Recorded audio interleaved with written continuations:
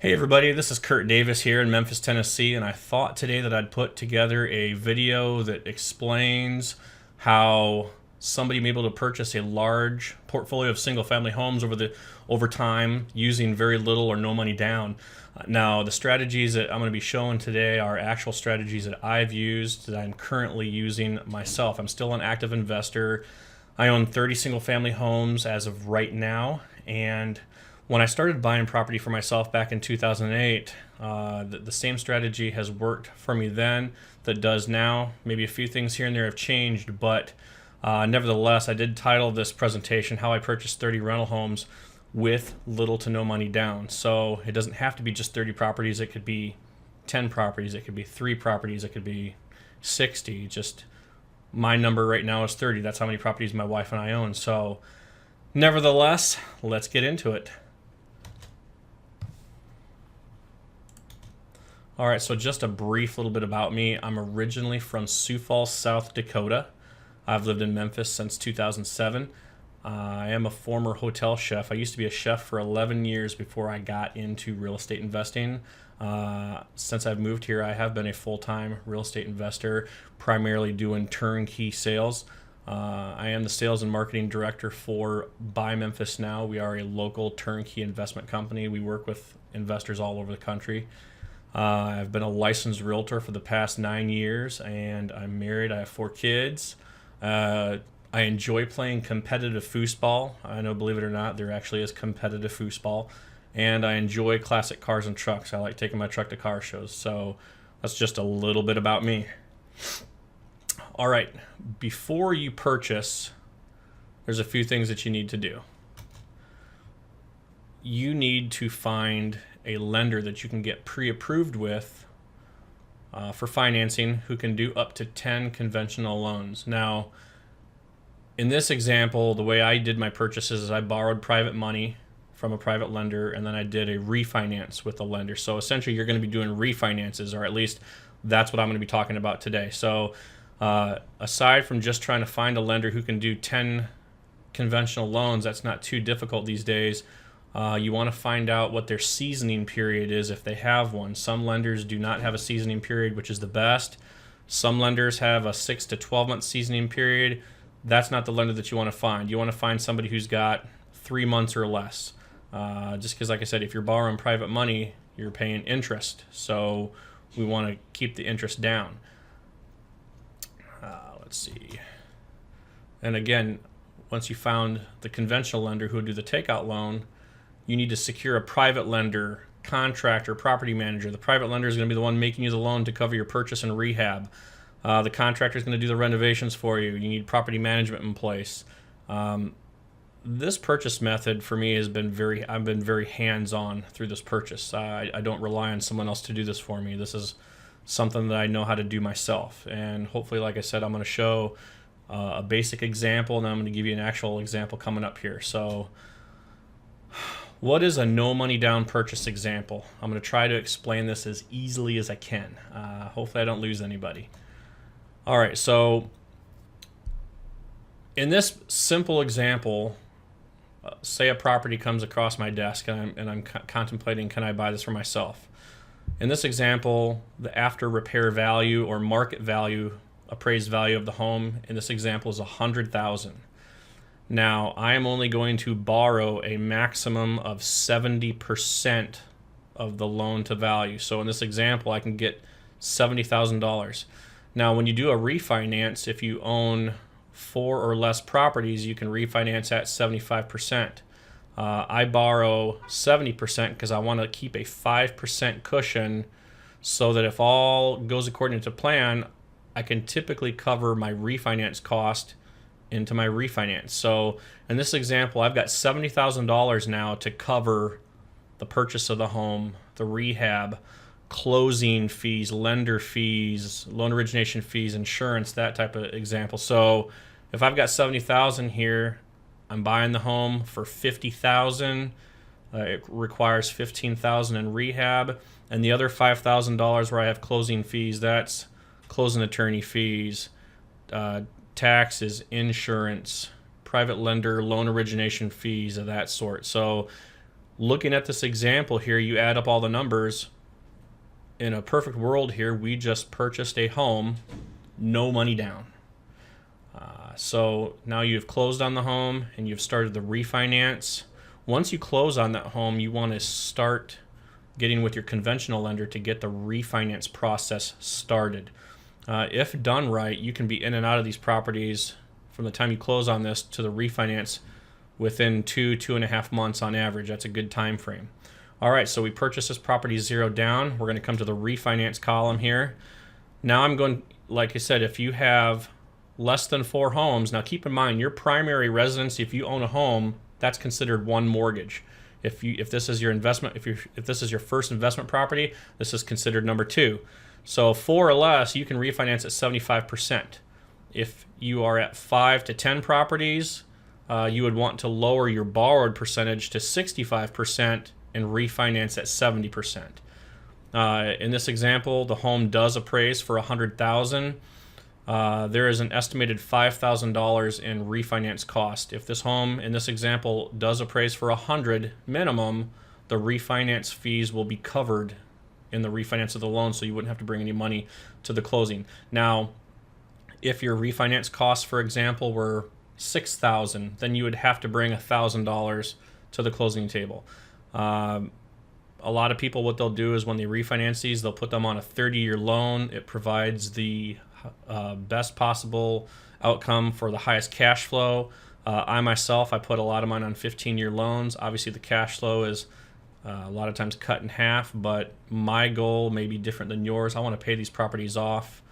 And you see here, your gross monthly cash flow will be anywhere from $150 a month to $350 a month, just depending on whether you do a 15 or 30-year loan and based on what the home rents out for. So hopefully this portion of the presentation wasn't too confusing, but we're going to move on to an actual example. Now, this little property here that you see, I purchased this home within the last few years.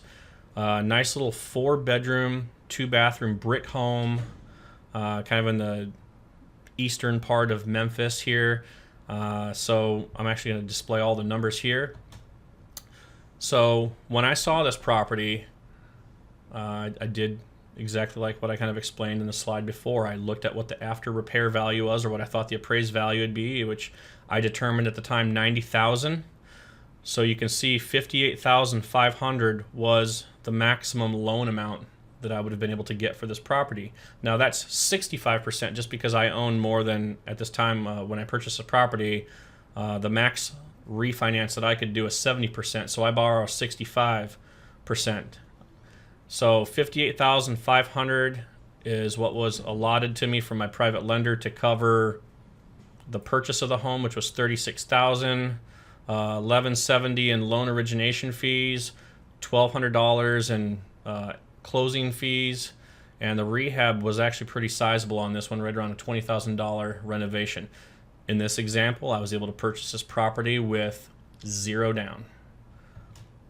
Now, when I went to do my refinance at 70% of the after repair value of $90,000, my loan in place then would have been for $63,000. The estimated $4,500 and the refinance cost is included in that. That's obviously the difference between my new loan and what my private loan was. This house actually rented out very, very fast for me. It rented out for $895 a month. I was actually estimating that I thought it would rent out somewhere around maybe the $850, $875 range, but the management company was able to get it rented out very quickly for $895. I think they rented it out in less than 7 days. Now the cash flow on this one, because like I said, I do 15-year loans, the cash flow does not look great. It's $155 a month in cash flow. That's after paying my mortgage and management expenses. If I would have put this on a 30-year loan, yes, I'd make about $312 a month. But like I said, I want my strategy is different than a lot of people's. What was my actual out-of-pocket expense on this property? Well, I had to pay $400 for the appraisal, and I had to pay roughly 2 months of interest-only payments to my private lender for $1,170. So, I mean, I was, let's just call it $1,600 out of pocket to purchase this property. And this is this example, this is how I purchase all of my property. This is how I've been able to do it for 30 properties. Essentially, there is just a little bit of expense out of pocket on these typically, but it sure beats having to do 20 to 25% down plus closing costs on every property. That would get up there. So what's my strategy? Well, it's kind of funny. When I started buying property in 2008, I didn't really have a strategy. I just wanted to buy property because that's what everybody was doing and that's what I wanted to do. My strategy kind of morphed into what it is now, in which I'm going to kind of give you an example here. So essentially, I purchased 10 homes, and most of my 10 homes were on 30-year loans. That's just what everybody did. I didn't ever think of a 15-year loan. So I purchased my homes individually. So my wife at the time worked, and I'm working, but we qualified for financing individually. So while I was buying property, my wife was purchasing property. She wanted to put all of hers on 15-year loans, which I'm not sure why we didn't think of that sooner, or why didn't I think of that sooner. Excuse me. So with the strategy I showed you with little to no money down, this is how we accumulated 20 homes pretty quickly. When I say pretty quickly, I mean like 6-7 years. So now the question is we can't technically get the standard conventional loans anymore because we were tapped out. So my wife and I did have an LLC that we were running a lot of our rental income through.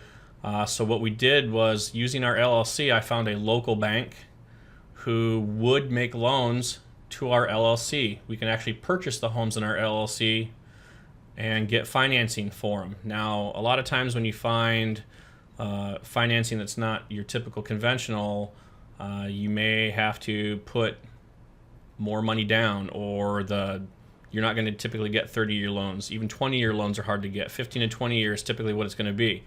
Well, I found a lender who would still let me do my purchase and refinance method. They don't have a seasoning requirement. So as long as I made sure that what I needed to happen was going to happen and they'd do the loans, we kept purchasing, and we bought several more properties using the little to no money down strategy, buying homes through our LLC.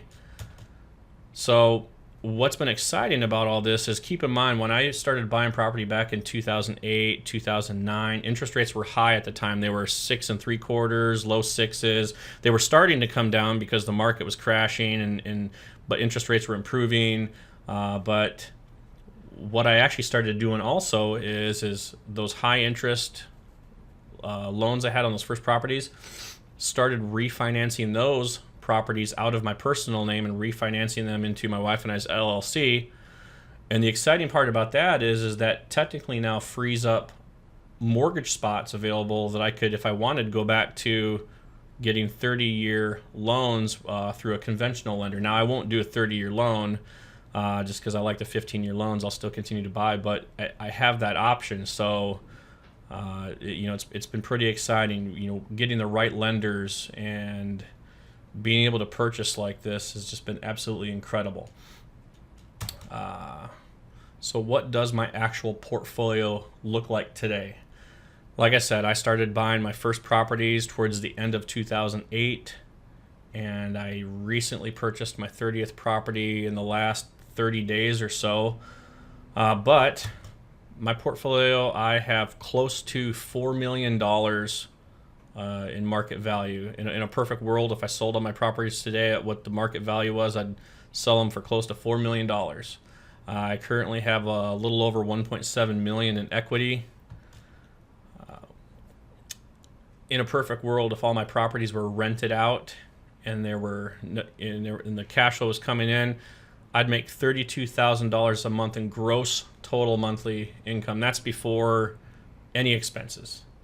And what's exciting about that is I try to look at this from a standpoint that, for my investing strategy, my rental properties are it. I don't have 401k, IRAs, things like that.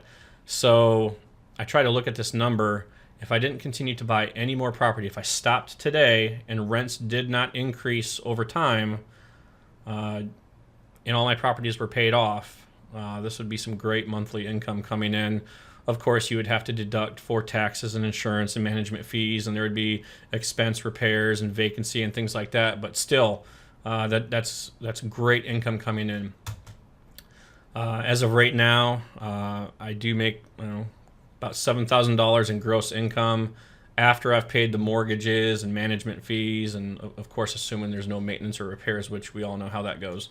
And as of right now, 25 of the homes that we own are on 15-year loans. 4 of them are still on 30-year loans, and we actually have one house that's paid off. So I know this kind of presentation has focused a lot of attention around my personal portfolio. I wanted to be transparent in this presentation to show you exactly what I'm doing, but hopefully you can kind of look at this and maybe get an idea on how you could build a portfolio, regardless whether it's you're buying your first or 10th or 50th property or whatever.